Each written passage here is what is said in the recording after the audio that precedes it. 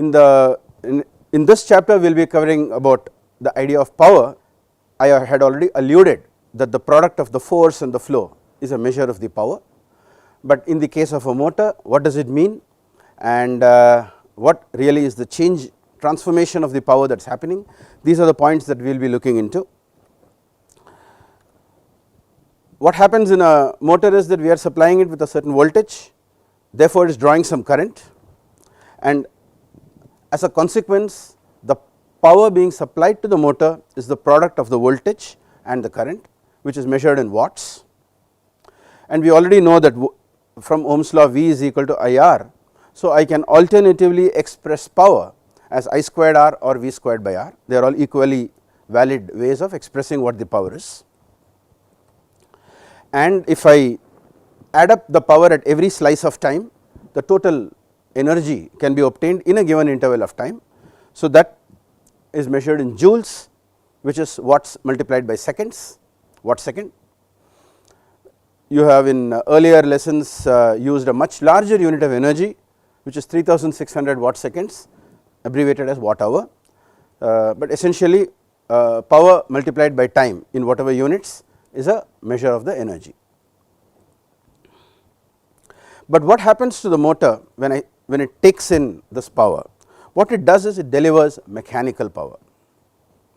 The mechanical power could be in the form of rotation of the shaft, in which case the power is expressed as torque multiplied by the angular speed, or it can be expressed as the force acting on the vehicle multiplied by its velocity, and force itself can be expressed as mass into acceleration, or torque can be expressed as moment of inertia into angular acceleration. These are the different ways in which the mechanical power can be expressed. What is really happening in a motor is that electrical power is getting converted into mechanical power, and when I am using the equation with torque or force, what I am talking about is the torque or force that is available for acceleration, which is after all the drag components are deducted from it, and you are already familiar with all the drags. So, I will not go into that in detail. There is rolling resistance, there is air drag, and there is a drag associated with climbing a gradient. After all of this, whatever is the residual torque that is available, that is what contributes to the acceleration. Now, we come to a very important concept. If I take a snapshot of say a truck which is going up a flyover at some moderate speed, the motor is delivering some torque. In this case it is 26 Newton meters of torque is getting delivered by the motor, and there are many claimants to the torque. There are many different things associated with the movement of the vehicle, which are all consuming some part of the torque or the other. There is rolling resistance, which is typically very small, and the vehicle is not going very fast. So, air drag is not very high, but it is definitely more than the rolling resistance. Climbing requires a lot of torque. So, a very significant part of the torque is consumed by the climbing action, and then whatever is left beyond that results in acceleration of the vehicle, and that is the last claimant to the torque. Now, if you look at the different loads, we are saying that there are broadly 4 loads. The air drag and rolling resistance are what are called dissipative loads, which means they consume energy and immediately convert them into heat, and once something is converted into heat, I cannot recover it. I cannot recover back that energy, but the energy that is consumed in climbing is not dissipated as heat. It actually results in elevation of the vehicle to a higher level. So, it is in some sense stored in the vehicle as potential energy, and likewise the acceleration is resulting in a higher speed of the vehicle, and this increased velocity is stored in the vehicle as kinetic energy. And proof that this energy is stored is that if I now switch off the motor, I do not need to spend any energy to roll back down the hill. The vehicle will convert its potential energy and move back. Same way, if I am traveling at a high speed after having accelerated, if I switch off the motor, the vehicle will continue to move of its own momentum for a long distance before it comes to a stop. So, the energy can be recovered. Only thing is, if I try to recover the energy by just switching off the motor, then the dynamics of the vehicle will cause the movement, the vehicle as well as the terrain will result in a motion which may not be to my liking. It may be moving too fast or it may be moving too slow. So, I want to recover the energy, but keep the motion in control, and the normal way it is done is that I will let the vehicle drive the motor and let the motor in turn generate electricity rather than consume electricity, and put that electricity back in the battery, which I can then draw whenever I need in the manner I need. This reversal of torque, it is not reversal of motion, it is not the vehicle is running in the reverse direction or the motor is rotating in the reverse direction, it is the torque that is getting reversed. Instead of motor driving the vehicle is driving the motor. This is called regeneration, and as you can see, a significant part of the torque is actually amenable for regeneration, and if we can achieve that to any reasonable degree, it will significantly bring down the consumption of energy from the battery source. So, now here is an assignment based on what you know about power, what you know about resistance, electricity, series, parallel, everything. There is a bulb on it, it is embossed. Normally all the bulbs have some label embossed on it, which says it is a 50 volt 100 watts bulb, and I have connected it with a 50 volt power source and it is illuminating my room. I want to make the room brighter. So, what I do is I get two bulbs and I connect them in series. How much brighter will each room be, and as a result how much brighter will each bulb be, and as a result how much brighter will the room overall be. This is something I want you to work out. The answer is a little counterintuitive. The question is simple, I am not saying it is complicated to work out, but work it out carefully, do not jump to conclusions. The next assignment is about what we have all seen and is called as serial lights. On festive occasions we decorate our homes, temples are decorated, streets are decorated with what are called serial lights. Now, somebody has come to me with a requirement that they want serial lights to be put in their house. The requirement is that all the bulbs are identical, they should all glow equally brightly, and whether I connect 100 bulbs, 200 bulbs or 1000 bulbs, the brightness of each bulb should remain unchanged. This is what we want of a serial light. I do not want to add more bulbs and find that everything is becoming dimmer, that is not a nice way to connect it.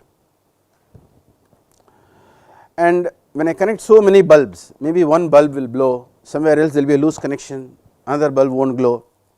Even if one or two of these bulbs do not glow, all the others must continue to glow unaffected. It should not be that just because one bulb has a problem, everything becomes dark. I do not want that. How should I connect the bulbs so that I satisfy these conditions?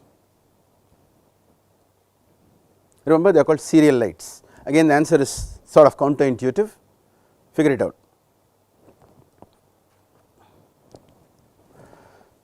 Now, let us look at electrical to mechanical power conversion in a motor at a black box level. We are still not opening up the motor. From an outer view, let us see what is happening to power. We are supplying the motor with electric power, and the power that is being supplied is voltage into the current. As a result, as you can see in the graphic, the shaft is rotating. Typically it rotates very fast, and it is able to deliver torque. The product of the torque and the angular speed is the mechanical power. Now, normally I want much more torque at a much slower speed. So, I introduce what is called a gearbox, which can be described as a speed reducer or it can be described as a torque multiplier before I can connect it to the vehicle. So, what happens to the torque and angular speed tau and omega of the motor is that the gearbox converts it into a new pair of torque and speed, tau prime and omega prime, in a certain ratio G, which defines the gearbox. So, that ratio G is the gear ratio, and then I am able to connect it to the wheel of the vehicle, and this omega prime, when it connects to the wheel whose radius is r, the rotation causes the vehicle to have a have a linear speed which is equal to omega times r, and the force acting on the vehicle causing it to move is tau prime divided by r. Fine. So, this is the sequence of power conversion that happens when a motor is used to drive a vehicle. Is this clear? If there are any questions, please ask me, because we will now get into a little more detail of this. So, I am connecting the output shaft of the gearbox to the wheel.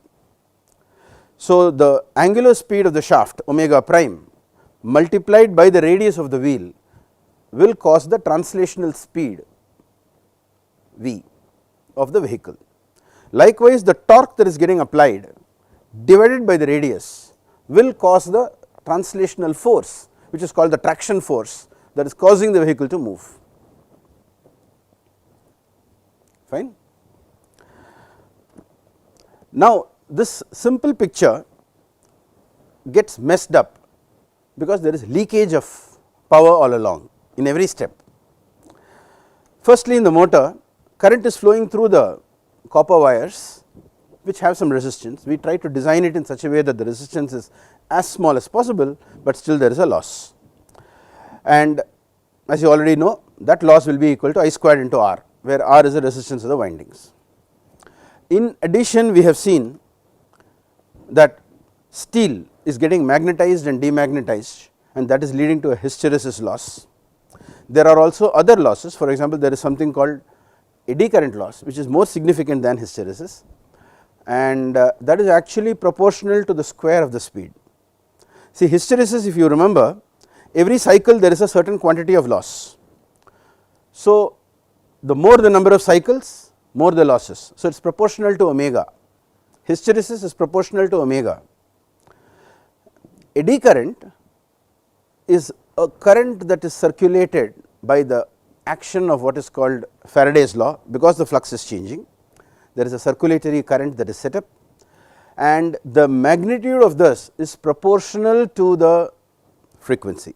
The magnitude of the loss in one cycle is proportional to the frequency. The total loss is in turn proportional to the frequency. Therefore, the overall energy loss on account of energy current of eddy current is proportional to omega squared, and that is the more significant contributor to it. And then there are some other losses which are proportional to omega to the power 1.5. So, it is a little bit messy and nonlinear, but very broadly we can assume that the steel loss is proportional to omega squared. And then there are other minor losses. There is something called magnet loss, there is something called windage loss, which is nothing but the air drag inside the motor where the rotor is rotating against overcoming some air drag, all of that. So, all of them together cause a certain loss of power, and finally what is left is what comes out as mechanical power. So, the P out that is indicated there is the mechanical power, and what we are supplying is P in. The output mechanical power is always less than what we have supplied, and the ratio between them is called efficiency. This is as far as the motor efficiency is concerned, but that is not the end of the story. Next, let us look at the gearbox. The input speed omega is getting converted into an output speed which is omega prime, and the ratio between the two speeds is given by the gear ratio. This is based on the geometry, size of the gear and things like that of the different meshing gears. So, anything which just depends on geometry is described as a kinematic quantity. But there is also an efficiency associated with the gearbox. It could be as good as 90%, but it is conservative to assume that it is lower and predict things on that basis. It depends on a number of factors. It depends upon the alignment, the precision of manufacture and friction, the lubrication, a number of things. The impact of this efficiency is that the output power of the gearbox, which is tau prime into omega prime, will be lower than tau into omega. But as we already know, omega prime is not affected by efficiency, it is only coming from geometry relations. So, the effect of efficiency is entirely on the torque. The torque is the entity that is affected by the efficiency of the gearbox. And so, we will find that the traction force on the vehicle is lower than what we expect on account of the efficiency of the gearbox. Where does this loss go? Does it get converted to heat? Yes, the gearbox will get hotter. So, there is not a very strict rule. Some rule that many people use is that every pair of meshing gears is 5%, and normally this will be a 2-stage gearbox, that will be like 5 plus 5 10%. But if there are any misalignments and other things or wear and tear, then it could be worse. So, as I described, the traction force is applied is affected by the loss in torque, which comes because of the efficiency of the gearbox. And yes, efficiency of the gearbox is something that we often overlook. We are focused on motor and things like that, but gear does play a very important part in the overall efficiency. That is what I want to point out here.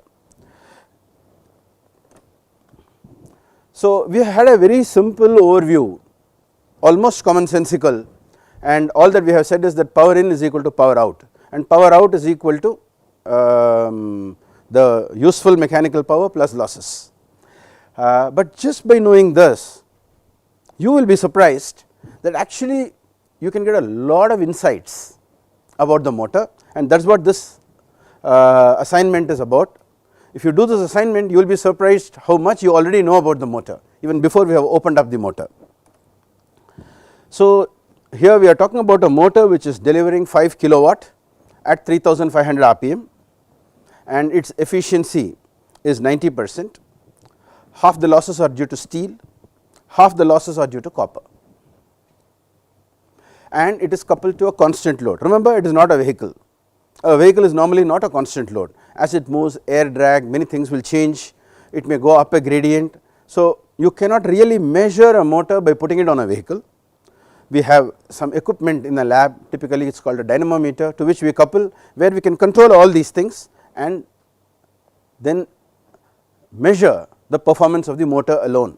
So, this is some kind of a setup where I can put a constant load which does not depend upon the speed and things like that. The first question is, how much heat does it generate? These are all not trick questions, they are very straightforward, but you have to focus on what the questions are and answer them. How much heat does this motor generate? How much power does it consume? I have said that it delivers. It delivers means the useful output, mechanical output is 5 kilowatt, and the question is how much does it consume? Now, I am reducing the speed to 1000 rpm from 3500. What will be the efficiency of the motor now? Just to give you a hint, when I am running it initially at 3500 rpm, half the loss is copper, half the loss is speed. Then I am reducing the speed, I am not reducing the load, and you will see in subsequent lessons why this is so. The copper loss depends upon the current, and the current depends upon the torque, which is the load. Since I am not reducing the load, the copper loss will remain unchanged, and we already discussed that steel loss is proportional to the square of the speed approximately. So, the other half, which is the steel loss, will be reduced by a factor which is square of the speed. Square of the speed in this case is something like 12. So, less than a tenth it will reduce. So, we are going to have a significantly lower steel loss, but the copper loss will not be changed, which means the total loss, the sum of the copper and steel losses is going to be much lower. So, will the motor be more efficient now or less efficient? That is the question. Compute the efficiency and tell me. The next part of this question is that we are coupling this motor to a gearbox whose ratio is 10. In this case I have said both are equal at 3500 rpm, but the computation that I am asking you to do is what will happen when the speed reduces to 1000 rpm.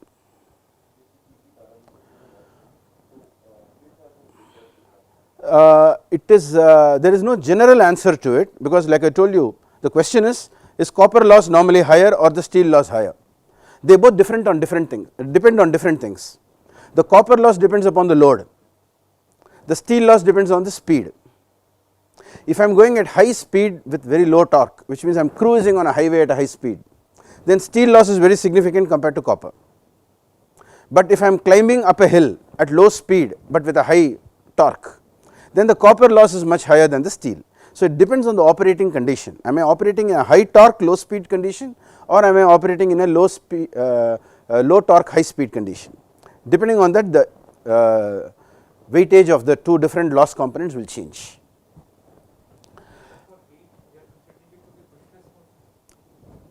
Considering it to be brushless. Yeah, apart from the copper and steel losses, I told you that there are other minor losses. Windage will be there. There is something called magnet loss. If there are brushes, they will also contribute to an additional loss. We will generally consider brushless. Yeah. So, now we will come to the next part of the question. I am taking this motor and coupling it to a gearbox. I am not putting it in a vehicle, everything is done in a lab. I am connecting it to a gearbox, and the gearbox I know has an efficiency of 80%, let us say. One question, I do not know if you recollect, in the graphic in the previous slide, the output shaft of the gearbox was a little bit fatter than the input shaft, and the question is, why is the output shaft thicker? And one reason why you should also try to answer the question is, tomorrow if you find a gearbox lying on a table and you want to know which is the input and which is the output, the easiest way to figure it out, not by rotating and seeing gear ratio and things like that, you just see which side the shaft is thinner and you know that is the input. But why is it so? That is a question. And if I were to couple this motor with a gearbox of ratio 10 and efficiency of 80%, what will be the output torque? Yeah. In electric vehicles, we always prefer to run the shaft at a high speed and do a gear reduction of the speed and multiply the torque. The reason for that is much of the expense in terms of magnet and copper and everything associated with the motor is related to the torque. If I can build a motor that is low on torque and compensate by making it run at a high speed, then my motor will be more economical, and by just putting a gearbox I can then multiply the torque. So, that is the normal architecture that is preferred. So, we do not build a motor that delivers high torque at low speed and then step up the speed, that is not cost effective way of doing things. So, that is why we always have a reduction gearbox which will reduce the speed and multiply the torque. Fine? In that case only we can say that output torque and input torque. Yes, in the case of an electric vehicle is what we are talking about. We are not talking about in general gearboxes in the world, but in an electric vehicle if I am using a gearbox, then the output shaft is thicker than the input, and I want you to figure out why it is so and also calculate what the output torque of the gearbox is. And if this motor is running at 3500 rpm and after connecting with the gearbox as described above, if I connect the output shaft to a wheel whose radius is 0.3 meters, what will be the speed of the vehicle?